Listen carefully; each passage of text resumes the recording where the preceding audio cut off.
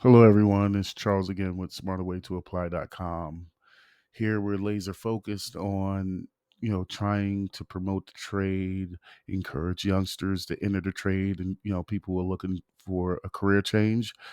We're trying to show them that automotive repair and is a viable career path and a viable industry to get into. We're all trying to solve this technician shortage. There's a lot of smart organizations fighting on this, fighting to solve this problem. Think really smart people.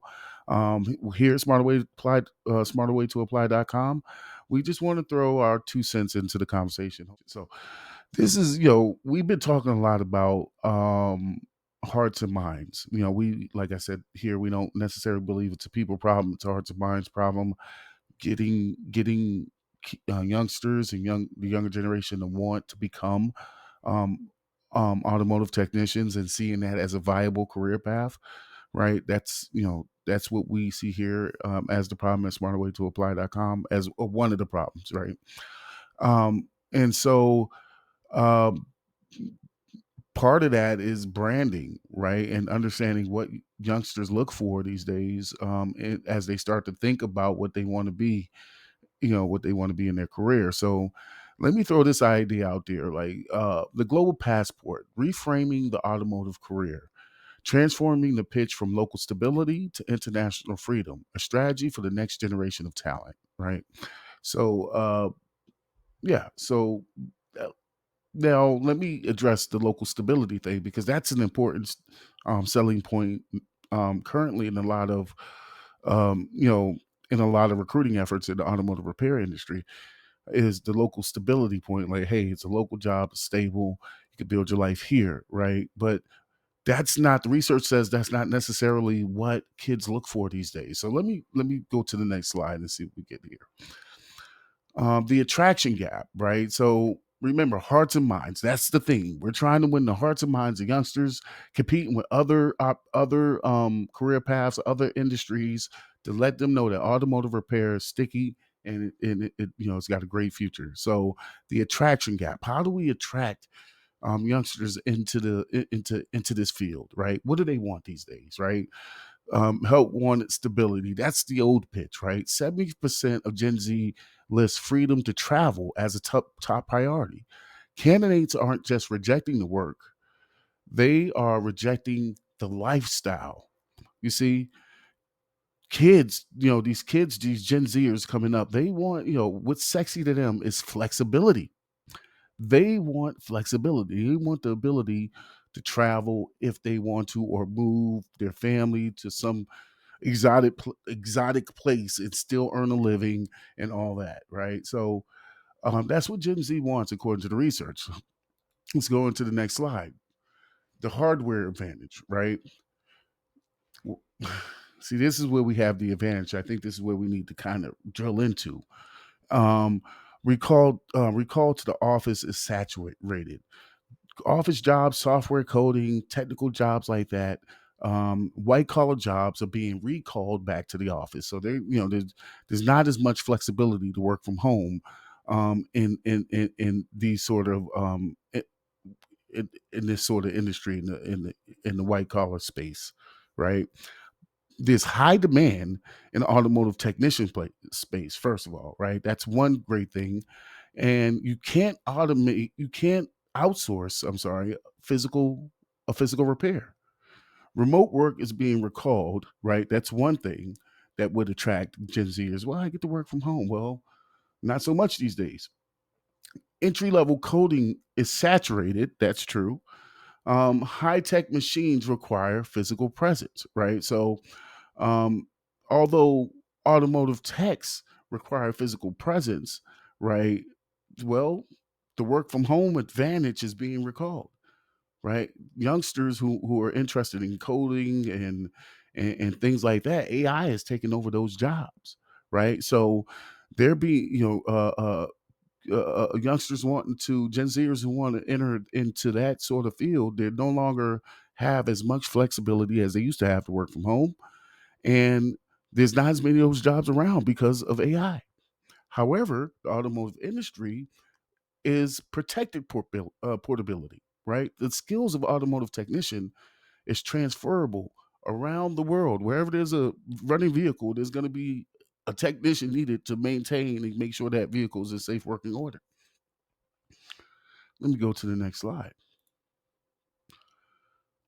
From grease monkey to global tech, it's a software career that requires a wrench.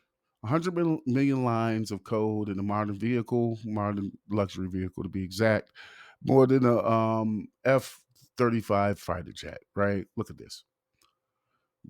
From Grease Monkey, that doesn't, that image does not attract Gen Zers, right? They want portability. I want to travel the world. I want to eat in cool restaurants. I want to earn a great living. I want to be able to decide to live where I want, right? We've already talked about how the skill of an automotive technician is portable because wherever there's a running vehicle, there's going to be a technician that needs to be there to make sure that vehicle is in working order, right? And so another thing is this grease monkey thing. Like Gen Zers are not into that, man. They don't want to be dirty. They play video games, right? Virtual reality headsets, right? So, but and that's not necessarily the reality of the trade anymore. It's a software career. These guys are with wrenches, like they mostly with diagnostic machines and all type of computers that do cool stuff. Yes, right. They do cool stuff, right? And so the ultimate career leverage, um, standard standardized knowledge. This is in automotive trade, automotive repair. The standardized knowledge that is this is the portability thing, right? We're trying to say how do we attract Gen Zers into the trade? Well, one things they want portability in their career path, right? Well, here's the proof, or here's our argument that the automotive technician is one of the ultimate portable and sticky careers that you could have that you can earn a great living for. So the ultimate career advantage here it is for the automotive technician. Standardized knowledge. The language of automotive tech is universal. Learn here, work anywhere. Typically, if you're driving a Ford F-150 in America, it's going to be, and somebody driving Ford F-150 in Australia, it's going to be the same type of repair, right? Like, there's not a you understand what I'm saying, right? Priority migration. This is a fact. Technicians are on the fast track visa list for Australia, UK, and Canada, right? So if you're an automotive technician and you wanted to travel, you can get a visa, and you would, in most countries, in a lot of countries, you will be on the fast track. Like, yeah, we want this person in because we need that skilled labor, portable. Anywhere in the world there's a running vehicle, you're gonna need automotive technician or some. All right, let's go to the next. Where we at here? Okay, so last slide here.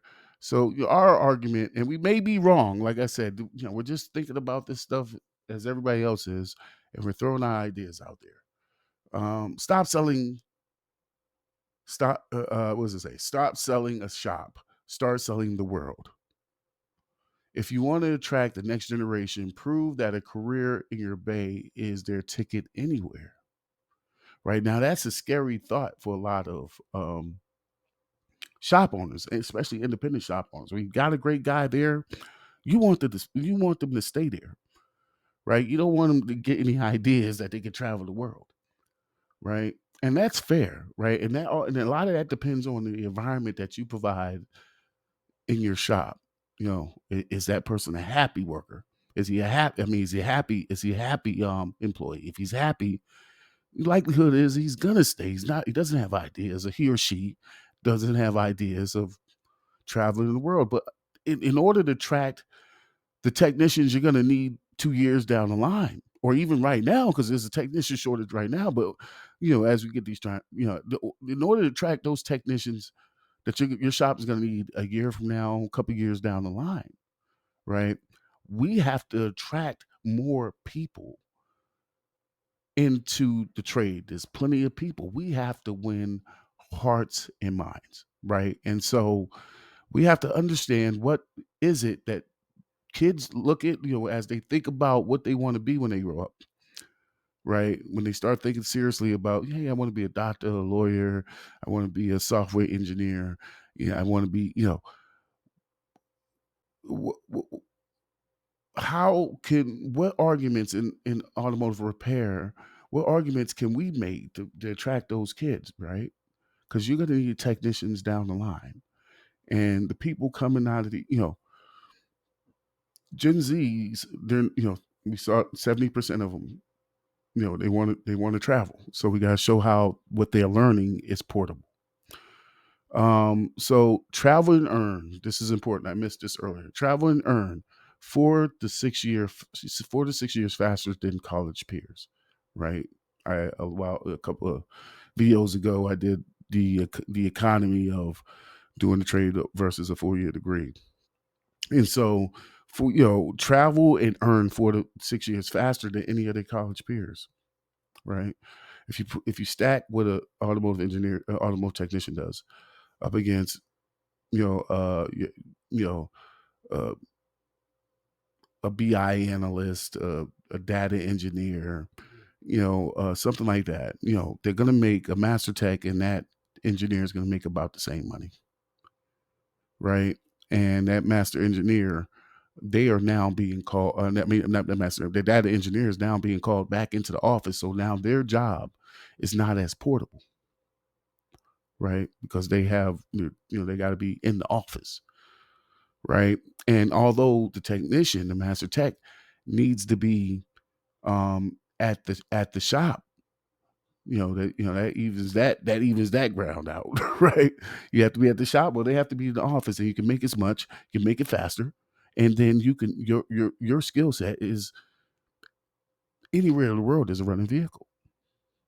So with that, I'm gonna end, and thank you again for entertaining our thoughts on how we can plug this technician shortage. How do we, we're going back to the base level, right? We're going back to, how do we encourage kids into the trade? Because, shops are going to need technicians a couple of years down the line. So with that, Charles, smarterwaytoapply.com. Thank you again. Until next time, have a great day. Bye bye.